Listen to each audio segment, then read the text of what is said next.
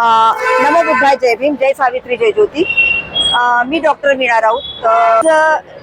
आमचे क्रांतीसूर्य महात्मा ज्योतिराव फुले यांची द्विजन्म शताब्दी वर्ष आहे आणि हे मोठ्या वैचारिक उत्साहाने वर्षभर व्हायला पाहिजे असं माझी स्वतःच व्यक्तिगत इच्छा आहे आणि अनेक समाज बांधवांची आणि समाज संघटनांची पण इच्छा आहे. कारण ज्याप्रमाणे आम्ही डॉक्टर बाबासाहेब आंबेडकरांची जयंती करतो त्याप्रमाणे फुलेंची जयंती, कारण महात्मा ज्योतिराव फुले हे आमच्या परमपूज्य डॉक्टर बाबासाहेब आंबेडकरांचे गुरु आहेत, तेव्हा त्यांच्या गुरुची आणि तिथून हा प्रवाह शिक्षणाचा वाहत आलेला आहे, तेव्हा त्यांची पण जयंती मोठ्या प्रमाणामध्ये होणं गरजेचं आहे. हा माझा पहिला संदेश आहे वैचारिक उत्साहामध्ये. दुसरा संदेश माझा हा आहे की ज्योतिबा फुलेंनी आम्हाला सगळ्या अनिष्ट रूढी प्रथा परंपरेतून, त्या जोखडातून त्यांनी आम्हाला बाहेर काढलं. त्या जोखडात पुन्हा आमच्या महिला, ज्या आमच्या सावित्रीआईंना ज्योतिबा फुलेंनी शिकवलं, त्या सावित्रीआईंनी अंगावर शेनगोळे झेलून अत्यंत कर्णबधिर होणारे शब्द, तुच्छ शब्द लोकांच्या शिवाय ऐकून त्यांना तक्रार करून त्यांना लढा देत सावित्रीआईंनी मुलींना शिक्षण दिलं. आज त्या मुली अंधश्रद्धेच्या जोखडात पडलेल्या आहेत.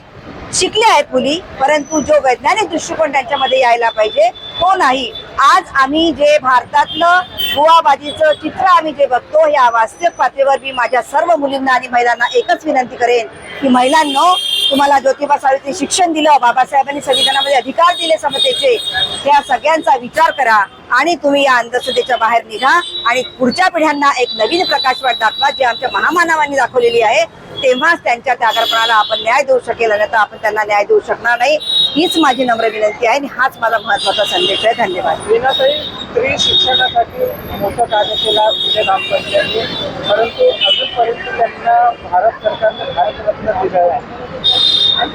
आता हा सरकारचा विषय तुम्ही काढला, ही फार मोठी शोकांतिका आहे.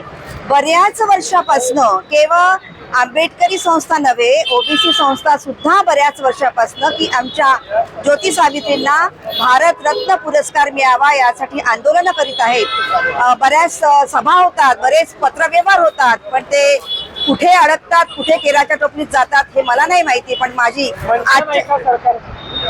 मनशा नाही का सरकार, काय आहे, सरकारची मनशा नाही आहे, सरकारची मनशा दिसत नाही. सरकारची मनशा दिसत नाही म्हणूनच अजूनपर्यंत न्याय मिळालेला नाही ना. सरकारची जर मनशा असती, इव्हन सरकारमध्ये अस्तित्वात असणारे मंत्री महोदय किंवा स्त्री महिला मंत्री आहेत, यांनी सुद्धा हा विचार करावा की आज आम्ही मंत्रिपदावर कोणामुळे आहोत, ज्यांच्यामुळे आज आम्ही मंत्रिपदावर आहोत, ज्यांनी शिक्षणाची गंगा वाहिलेली आहे, शिक्षणाची गंगा सुरू केलेली आहे, त्यांच्यामुळे आज आम्ही मंत्रिपदावर आहोत. तरी सुद्धा त्या मंत्री लोकांना किंवा महिला मंत्रींना न्याय द्यावासा वाटत नाही. ही खूप मोठी शोकांतिका आहे. कारण ज्यांच्यामुळे, ज्या मायबापांमुळे आम्ही उभा आहोत, त्या मायबापांना आम्ही विसरतो आणि त्यांना आम्ही भारतरत्न पुरस्कार देऊ शकत नाही. ही फार मोठी शोकांतिका आहे. आजच्या दिवशी मी सगळ्या संघटनाकडून, एवं सर्व भारतीयांकडून कडकड विनंती करते की आमच्या ज्योती सावित्रींना तुम्ही भारतरत्न पुरस्कृत करावं, ही नम्र विनंती.